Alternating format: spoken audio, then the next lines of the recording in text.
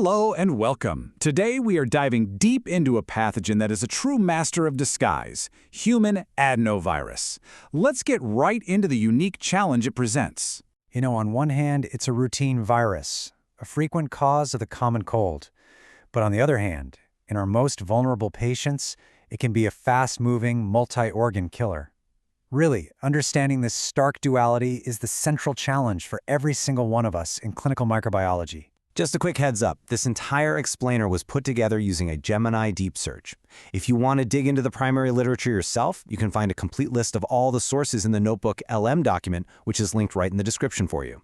Okay, so let's start with the absolute core of the clinical problem this virus presents. It really is all about who gets infected. And here is that stark contrast I was talking about, the dichotomy that defines human adenovirus. For most healthy people, it's a nuisance, a few days of feeling under the weather. But for our most fragile patients, especially our stem cell or solid organ transplant recipients, it's a completely different beast. It can reactivate, it can spread, and it can lead to absolutely devastating pneumonia or hepatitis, with mortality rates that can climb over 50%.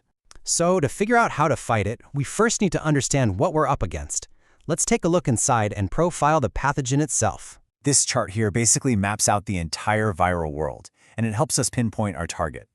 Now, if you look under the DNA viruses, specifically in the naked or non-enveloped category, there it is, Adenoviridae. And that single classification, being non-enveloped, is the absolute key to understanding its incredible environmental resilience. So let's zoom in on the details of this architecture. The virus has this really elegant icosahedral capsid, which is built from 252 protein subunits called capsimers. Most of these are hexons, forming the main structure, but at the vertices you've got these pentons, and sticking out from them are the critical fiber proteins. That's the virus's grappling hook, how it latches onto our cells. All of this works to protect that tightly packed DNA genome tucked away inside. And this structure is exactly why we call it a fortress. Unlike envelope viruses with their fragile fatty lipid layer, human adenovirus is a solid protein shell. That makes it incredibly tough, resistant to drying out, to acidic pH, and to many of the common disinfectants we use. It also explains why it's so notorious for causing outbreaks in closed environments like hospitals or military barracks. Understanding its structure leads us right into diagnostics. And let me tell you, the way we detect this virus has been completely revolutionized, and it's had a massive impact on patient care. You can really see this revolution when you put the old standard right next to the new one. I mean, we've moved from viral culture, which could take days, even weeks to get a result, to incredibly rapid molecular methods. And PCR isn't just faster, it's way more sensitive, and critically, it's quantitative. This is what allows us to shift from just looking back at a diagnosis to proactively managing the infection. And here it is. This is the absolute game changer in clinical practice. Using quantitative PCR, we can actively track the viral load in a transplant patient's blood.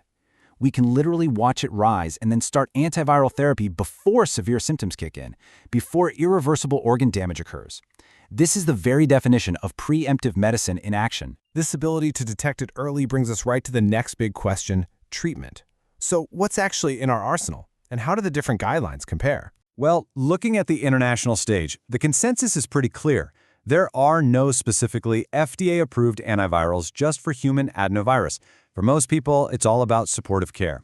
There is a highly effective vaccine against types 4 and 7, but that's restricted only to U.S. military personnel.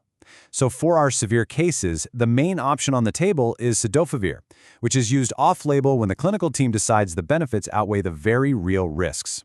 Now let's bring it home and focus on the Dutch context. The guidelines from the RIVM, our National Institute for Public Health, they mention two potential options for severe infections, ribavirin or Cidofovir. And while they're careful to note that the evidence isn't definitive, they do suggest that Cidofovir appears to be more effective. This really aligns with what we see in clinical practice, especially in post-transplant care here. Now, when using Cidofovir, particularly in children, the protocol is incredibly rigorous, and that's all because of its high risk of nephrotoxicity, or kidney damage. It's a whole multi-step process. You have intense IV hydration before and after the dose, you co-administer probenecid orally to help protect the kidneys, and then you have constant, mandatory monitoring of renal function. Every single step here is absolutely critical for patient safety. But what happens when the treatment doesn't work? This brings us to the really crucial topics of antiviral resistance and, of course, our best strategy, prevention. So, how does resistance actually happen? It all goes down at the molecular level. Cidofovir is designed to target and inhibit the viral DNA polymerase. Resistance occurs when mutations pop up in that polymerase gene. These mutations change the enzyme shape just enough so the drug can't bind effectively anymore. And when that happens, the virus can just keep on replicating, leading to treatment failure. To detect this resistance in the lab, we have several methods. Phenotypic assays, like plaque reduction, are the traditional standard. They directly measure how well the drug stops the virus from replicating, but they're pretty slow. A faster alternative uses qPCR to measure the reduction in viral DNA. And then there are genotypic assays, where we sequence the polymerase gene to look for those known resistance mutations. It's very fast, but the catch is it can miss brand new mutations. Given all of these challenges with treatment, it becomes crystal clear that prevention is our most powerful tool. This means we have to use a bundled approach: standard, contact, and droplet precautions. But the single most critical detail is the disinfection. Because human adenovirus is non-enveloped, your standard alcohol-based hand sanitizers are not enough to kill it. You must use a hospital-grade disinfectant with proven virucidal activity, like the ones you'll find on the EPA's List G. So that brings us to the end. We've seen a common virus that can be uncommonly deadly, a pathogen whose very structure, that robust fortress, defines the threat it poses. The question we're all left with is this: as we get better and better at managing other viruses in our vulnerable patients, what new challenges will this incredibly resilient virus create for us next? Thank you so much for joining me for this explainer. If you found this useful, please subscribe for more deep dives into clinical microbiology. We would love to read your thoughts and questions, so please do leave them for us in the comments below.